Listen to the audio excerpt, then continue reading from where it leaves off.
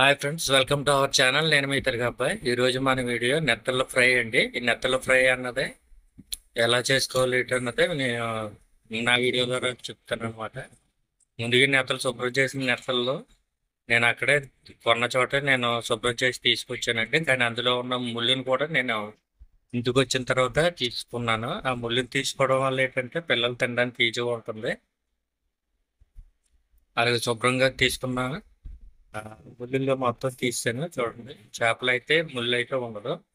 అది మనం అలా ఫ్రై చేసుకుని తినొచ్చు. కానీ ఈ మెత్తలు నేను రెండు రకాలుగా నేను ఫ్రై చేద్దాం అనేసి రెండు పార్ట్లుగా డివైడ్ చేసాను అనమాట అండి. అందులో కొన్ని మెత్తలు తీసుకుని అందులోనే కొంచెం శనగపిండి తీసుకున్నాను. శనగపిండిలో కొంచెం కారం, పసుపు, సాల్ట్ వేసుకుని కొద్దిగా మసాలా కూడా వేసుకుని శుభ్రం కలుపుకున్నాను అనమాట అండి. మీరు ఎవరైనా సరే మొదటిసారి నా ఛానల్ చూస్తున్నవారైతే ప్లీజ్ నా ఛానల్ని సబ్స్క్రైబ్ చేసి నన్ను సపోర్ట్ చేయండి.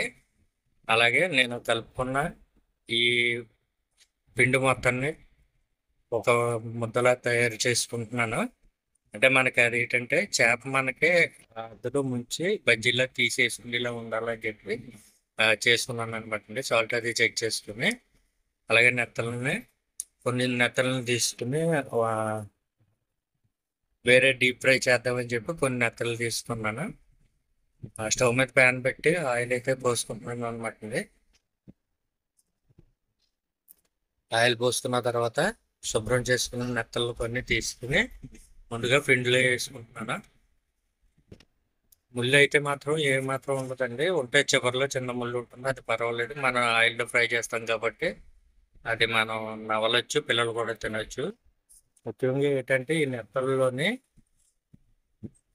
ఎక్కువ విటమిన్స్ ఉంటాయి. చేపలు అయితే చిన్నవే కానీ విటమిన్స్ అయితే ఎక్కువ ఉంటాయి అనమాట అండి. నేను పోసుకున్న ఆయిల్లోనే కొంచెం కరివేపాకు వేసుకున్నాను అనమాట అండి. కరివేపాకు వేసుకుని ఫ్రై చేశాను. అది కూడా ఎందుకంటే ఆ కరివేపాకు స్మెల్ వచ్చి మనకి ఆయిల్లో పడుతుంది కదా, మనకి స్మెల్ అయితే కరివేపాకు స్మెల్ వస్తుంది. కరివేపాకు మనకి ఎక్కువగా కాకుండా కొంచెం ఫ్రై అయిన తర్వాత తీసుకుంటే ఆ స్మెల్ అయితే ఆయిల్ ఉంటుంది అనమాట. అందుకే వేసుకున్నాను. అలాగే పిండిలో వేసుకున్న నెత్తలను ఒక్కొక్కటిగా తీసుకుని నేను ఆయిల్ అయితే వేసుకున్నాను అనమాట అండి.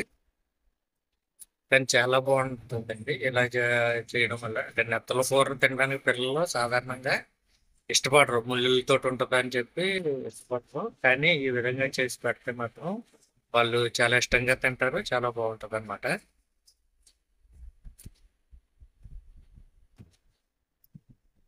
ఎక్కువ ఫ్రై చేయవలసిన అవసరం లేదండి. బాగా కాకపోతే ఏంటంటే మనం బజ్జీలు ఏ విధంగా అయితే మనం వేపుతామో ఆ విధంగానే మనకి తొందరగానే ఫ్రై అయిపోతుంది. అలాగే నెక్స్ట్ ఇంకో కొన్ని చేపలు తీసుకున్నాను కదండి, అది మామూలుగా ఫ్రై చేద్దామని చెప్పి తీసాను కదా, అది కూడా నేను కలుపుకుంటున్నానండి. ఇవి కూడా నేను మ్యాక్సిమం అన్నిటికీ ముళ్ళులు అయితే తీస్తాను అనమాట అండి. ముళ్ళులు తీసిన చేపలు కాబట్టి పెద్దగా ఇబ్బంది అయితే ఉండదు. అలాగే ఈ చేపల్లో కొద్దిగా కారం అయితే వేసుకున్నాను. కారం వేసుకున్నాక కొంచెం పసుపు, నీసు వాసన అది రాకుండా కొద్దిగా పసుపు వేసుకుంటున్నాను. అలాగే కొంచెం సాల్ట్ కూడా యాడ్ చేసి కొద్దిగా మసాలా యాడ్ చేస్తాను అనమాట అండి. మసాలా అయితే మిక్స్ అయ్యేలా కలుపుకొని చెప్తాను. కొద్దిగా శనగపిండి అయితే వేసానండి. అంటే మరి ఫస్ట్ దాంట్లో అయితే మనం వాటర్ అయితే యాడ్ చేసుకుని మనం చేప అయితే ముంచి వేసి ఆయిల్ వేసుకుని ఇలా తయారు చేసాము. కానీ ఇది అలా కాదు, డైరెక్ట్గా చేపకు పట్టేలాగే తయారు చేసాము అనమాట అండి. రెండు ఆయిల్ వేసుకున్నాను, ఒకటొకటిగా వేసుకుంటున్నాను. ఇది కూడా ఫ్రై అయితే మాత్రం చాలా బాగా వస్తుందండి. ఇలా కూడా పిల్లలు అలా పెట్టుకోవచ్చు. ఎక్కువగా నెత్తల్లో ఇటుకలు వండుతారు.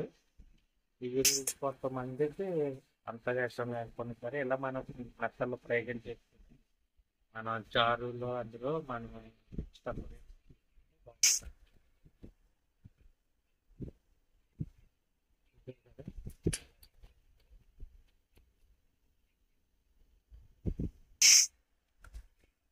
అలాగే సార్, నా ఛానల్ మాత్రం మీరు ప్లీజ్ సబ్స్క్రైబ్ చేసి నన్ను సపోర్ట్ చేయండి.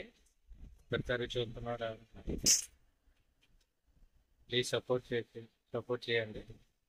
చూడండి ఎంత బాగా ఫ్రై. టేస్ట్ కూడా చాలా బాగుంటుంది. ఇందులో మనకి ఏంటంటే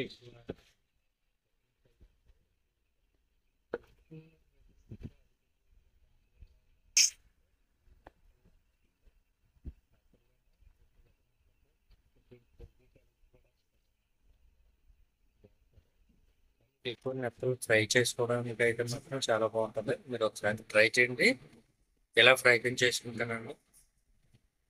మీకు పిల్లలకి కూడా చాలా బాగా నచ్చుతుంది. మీరు కూడా ట్రై చేయండి.